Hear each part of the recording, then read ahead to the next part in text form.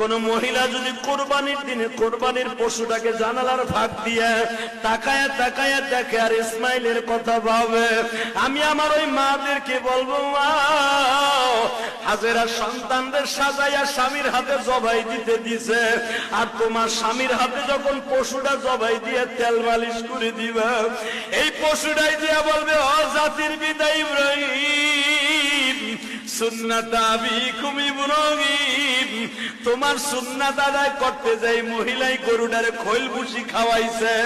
এই মহিলা গরম পানি করে দিয়ে আদর করে দিছে, এই মহিলা দারোয়ানকে বলছে, গেটম্যানকে বলছে গরুটারে সুন্দর করে গোসল করা। মনে রাখো তোমা, এই জন্যই দেখবেন গরু কিনবেন আপনি,